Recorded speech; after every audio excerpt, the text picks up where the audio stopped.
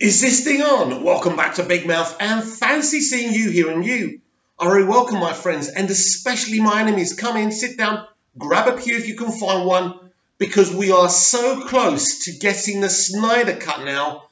I can smell it, because when Collider do a video called the Riley Roundtable and start talking positively about Zack Snyder, which they really haven't done in the past, even saying Riley actually says he's starting to warm for Batman vs Superman, and he thinks that the Snyder Cut should be released. Not should, that it will. He thinks it should be released. These people wasn't even admitting there was a Snyder Cut back in 2017. What does this mean? Do I believe that Collider genuinely liked Zack Snyder all of a sudden or his films? No. They can sniff a wind change, a sea change, shall I say. Let's get the sayings right here. They can sniff a sea change. The Snyder Cut is going to happen. We are going to see it. A Snyder fan rung up Warner Brothers to discuss it. He was told they're no longer taking calls about the Snyder Cut, that a decision has been made, and the fan asked if it's good news, and the person said yes. Now, this person could have just been saying this to the fan just to get rid of them, because we have been here before. But I think when you get Collider doing a video being positive about the Snyder Cut, wow. Just listen to this. To try to get his cut released. Yeah. Through Warner Brothers, again, because there could be something where you can add it, like a special edition Justice League or special edition whatever, and you attach the Snyder Cut. That's, if WWE was smart. Yeah. That's, well, I'm not saying if they were. I'm saying a smart thing for WWE to do would be to add that cut to Justice League down the road, maybe. I totally agree with like that. a special edition, right? Because then you can compare both films and still like denigrate Justice League if you want, but it's made its money. It's made what it's going to make. Right. And it was a failure. So what do you lose attaching the Snyder Cut and then making more money off that Snyder Cut? Right. That makes sense to me. Casual fans maybe go, the Justice League that could have been. Yeah, 3-hour Justice League. The hardcore fans. Yeah. This is what's interesting. I think Zack Snyder, I'm with him on this. Yeah? Yeah, and I'll tell you why. I look at the box office of Batman v Superman, 872.7 million worldwide. Yeah. I don't know in what universe Warner Brothers looks at that as a failure and I need to fire Zack Snyder in the middle of Justice League. That's a good point. I have no idea why they would do that. And here's the thing. Batman v Superman is and has been inching higher and higher with me. I am enjoying that movie more and more when I watch it. And I know we have that great, if you want to check it out another time, Roke and I sat down for a debate, Batman v Superman versus Justice League. I picked BVS, you picked Justice League, and we had a great talk. Now, I just think about that, and it just makes me go, what in the world? Why wouldn't they take 872 million? That's almost $1 billion worldwide, and yet they were reactionary. This is why I am on Zack Snyder's side when he goes, I'm going to go on Vera.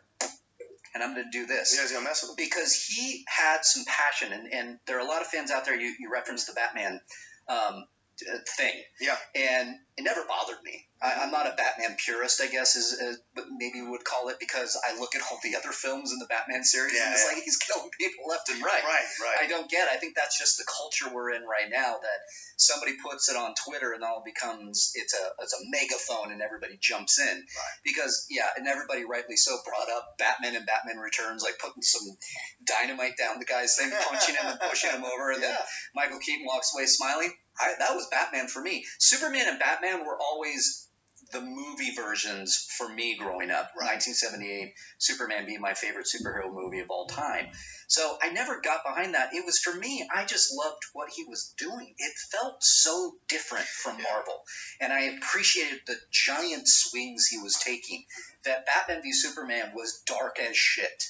And I dug it. I will admit something to you, and this is no lie. Yeah.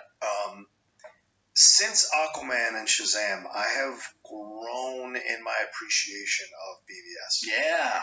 Because if you're going to tell me James Wan was taking big swings with Aquaman, right? If you're going to use that reasoning for why you like that mess of a movie, and not give credit to Snyder for doing the same thing in BVS, then I'm confused by your approach to this situation. And also, the reason Batman gets away with killing in the films that he does, and by the way, Superman, at the end of Superman, the movie, he violates the laws of time in a personal... Do not interfere, said Jor-El. He becomes personal to save Lois. Yeah. What Clark does in Man of Steel is save a family and a city from this maniac. Right. What Clark does in Superman the movie is to save his girlfriend. There's a difference here. You know? Yeah. And so to me, those are the things you can go either way. Is it Team Bucky or Team Iron Man, or Team Cap or Team Iron Man? Right? Can you sacrifice the whole team for your best friend? It's your choice. But to me, neither one of those films in that decision are necessarily clean. So they're equal in that way. And also the Batman stuff, the reason those deaths are looked past is because they're done in a comical way. It's still death. He's still killing people and skipping along right past it. So it is your mentality as you watch the movie that you're accepting these deaths in a way it's presented in the Batman Tim Burton movies, but not accepting the deaths in the way they're presented in the Zack Snyder movies because you're offended by the brutality of that. But that's the reality of what he was trying to create. Exactly, that was the point of the movie. That was the juxtaposition of Batman versus Superman. Superman's not going to kill because of what he learned in Man of Steel. Right? He breaks Zod's neck. Never again. I'm not doing that. And that's what I love. I never got behind that movement of Man of Steel where Superman doesn't kill. And I said, well, you know what? He was faced with the ultimate decision. He did it on his first go around. His first battle. His first go around. And then not only that, I love it when there's a little subtext to this. He's killing the last of his kind. And that scream of agony is exactly what I would probably do. Absolutely. And then that shaped him to BVS. And Batman's killing, and Superman goes, no. That's not how we do it here. Not in my world. They fight. They realize, and I know the Martha moment, it still doesn't work for me either, but it happens nonetheless. Batman then changes. Well, there's a lot to talk about within that 6-minute video. First of all, I do not go down this thing where we have to talk something up by talking something else down. So calling Aquaman a mess of a movie, which it isn't, by the way. I love how these pundits and critics sit there calling a movie a mess when it clearly isn't. Aquaman's a great movie. Shazam's a great movie. Don't put them down to talk up the Snyder Cut or Batman v Superman. It's like them talking about Superman the movie and Superman breaking the laws that Jor-El set up to save Lois Lane. You know, this is the problem with the modern generation. They're so obsessed with over-analysis. In the end, you do down something so good. So doing down Superman the movie, pointless, I don't want to go there, or Aquaman, or Shazam. But when you do see those movies and see how lighter they are, you do appreciate Man of Steel and Batman v Superman for what they are as well. But that doesn't make those other films bad films. But it's very, if we ignore that rubbish they were saying, they said some very interesting things. Now, after Man of Steel and when Superman breaks Zod's neck, I did say in the sequel it would mean that Superman had learned that killing wasn't for him. That's why David Esquire did it. And it happens, Batman's killing, and Superman saying, no, this guy is putting his own stamp, burning his own stamp in villains. I can't allow this to go on. And Clark and Superman decides to go up against Batman. And that's awesome and that's great. By the way, they said the Martha moment doesn't work. It does work. It absolutely does work. They're talking absolute nonsense. But anyway, again, that doesn't matter. We have just seen a Collider video doing something it's probably never done before. And I don't watch their videos that closely. I do now and again. Because, of course, I'm interested in keeping my ear open in all things movies and entertainment. Because that's my bag, right? But they don't, they haven't really been fans of the DCEU before. We know that. So for them to even be talking about this, first of all, they're talking about this so they can get the footfall and they can get the clicks. Because everyone now is talking about this. This isn't just you and me. This isn't just ping-pong flicks anymore, Chris Wong Svensson. This isn't the movie junkie or the film junkie, right? This is Dave the film junkie, right? Everyone's talking about this now. So what does that mean? It's happening. It's happening. It's going to happen. It's going to be announced. But what we must remember is just because it's going to be announced doesn't mean it's going to happen the next day. You know, Zack's very busy right now. He's going to have to do the VFX if he hasn't done it already. Although at Snyder Cut he did kind of hint towards it being almost done. So maybe there wouldn't be much to do. We want Junkie XL to come back. Or Hans Zimmer, I don't care, or both of them together will be even better. But we want Junkie XL. Junkie XL should never have been removed from the theatrical cut. That was absolutely stupid. But of course, they wanted this kind of MCU vibe. They thought they could just get their magic wand and go, Izzy Wizzy, let's get busy, bum, bum, bum, bum, bum, bum, and turn the DCEU into the MCU. And they couldn't do that. And they failed. So, because of all these fans and because of all people doing videos like this, I'm not saying that I have anything to do with this, but what I'm saying is the pressure's been there. And also what Warner Brothers have seen is there's money to be made by this. But there's another reason this is going to happen. And the Snyder Cut, make no mistake, is going to happen. They know that when they look at the DCEU and the new direction they're going in, it doesn't help their situation, people looking back at Justice League. So if we get the Snyder Cut, and it's actually a really good 3-hour epic movie that everyone can say, yeah, this is part of this franchise. This really works because everyone looks back at franchises. I do. I always look back at the DCEU thinking of MOS, BVS, Suicide Squad, Wonder Woman, Aquaman, and now Shazam. And you think, do you know what? It's a pretty damn good franchise, right?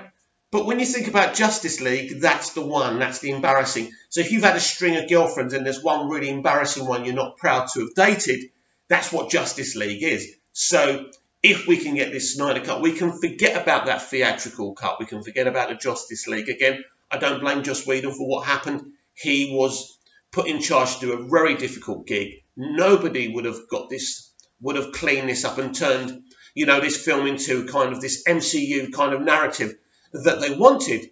But definitely, we are in a situation now where the Snyder Cut is going to happen. And as I say, when a kind of a site, an outfit like Collider are talking about it, we are very close. It is very exciting. And I think that people who have been fighting for this from the very beginning, after the theatrical cut of Justice League, I've said this a million times, I was really depressed coming out of the cinema. I had been watching the trailers for nearly a year, and I thought this was going to be the best movie ever. I'll be honest, even when Zack stepped down, I trusted Joss Whedon and Warner Brothers to give us a special movie, and they didn't. It was shocking and devastating to me. I even thought the bad reviews, I ignored them because the other DCEU movies had bad reviews. I thought, nah, bloody critics, But they were right. It was a bad movie. This can fix everything, and then we can move on, and we've got a great epic version. Because a Justice League movie should be epic, should be special, and there's no question that Zack's cut will be all of those things. Now, just moving a little bit away from the movies, and I know this is the DCEU Daily, but we've got to talk about this, because I think the DC Universe streaming service, and and those original series are connected to the DCEU in some kind of aspect. That's what I believe. So, Titans Season 2 has been really bringing its casting announcements, and now, the actor who plays Jorah in Game of Thrones, and I forgot his real name, I apologise to him and everyone for that, has been cast as Bruce Wayne, aka Batman, in Season 2 of Titans. Now, how awesome is that? We're already getting Superboy. I think we'll get a Clark Kent as well. So all of a sudden, it's looking like now, because in the past, we haven't been allowed to see Batman in any DC TV show, but all of us, we're going to see him in Gotham. I don't know how closely we're going to see him in Gotham. I'll get my words out. So exciting, I can't even talk. But now we're going to get a proper live-action Batman Bruce Wayne. We're going to see what it looks like because this Jorah actor from Game of Thrones is going to play him. I think that's perfect casting. I love that actor. That actor in Game of Thrones who shows this kind of a goodness. But there's a broken man in there as well. And that's exactly who Bruce Wayne is, especially at the stage of Bruce Wayne's life that we are at in Titans. I like the mentions to him in the first season. This is very exciting. and I can't wait to see what this actor does with it, what they do with Batman in season 2 of Titans. But of course, you're going to have this great dynamic between Dick Grayson and Bruce Wayne as well. So this look, ultimately, I think they're going to cast all of the Justice League characters, because there is a Justice League. There are these superheroes in this universe. It's a fully formed universe already. We haven't seen their origins, but the DC Universe TV shows are really doing something special. And maybe one day they can kind of merge with the DC films, the DCEU as well. So a great piece of news. I couldn't believe it. We were getting a live action Batman, that we were getting a proper actor to play Bruce Wayne. Really exciting. So thank you very much for watching, everyone. I want your comments down below. What do you think of the Snyder Cut Collider video? Do you trust them? Do you think they're behind the Snyder Cut? Do you think they know something that we don't? I suspect that they do. And that's why they're talking about it now. And this is why I'm telling you, it's going to happen. But you should be excited for the Snyder Cut, because we could finally be seeing this cut of this film. You know, this is, look, Chris Wong-Svensson on Ping Pong Flicks made a really passionate speech the other day on his video about how important this is, and how wrong it was what they did to Zack Snyder, and how important it is that Warner Brothers now, that are owned by AT&T, make a statement and say, we are not a studio to kind of bring in a director and then not let him have artistic expression. And this is what happened with Justice League. It also happened with Batman vs Superman, and it also happened to David Ayer with Suicide Squad. That's what Kevin Sugihara was doing. That's what kind of outfit he was running. He's gone. That's going to change. This makes for a better future for the DCEU and Warner Brothers as a whole. I'm really excited, and I could talk about this for hours, but I can't, because this would never upload. So I shall see you tomorrow for another DCEU Daily.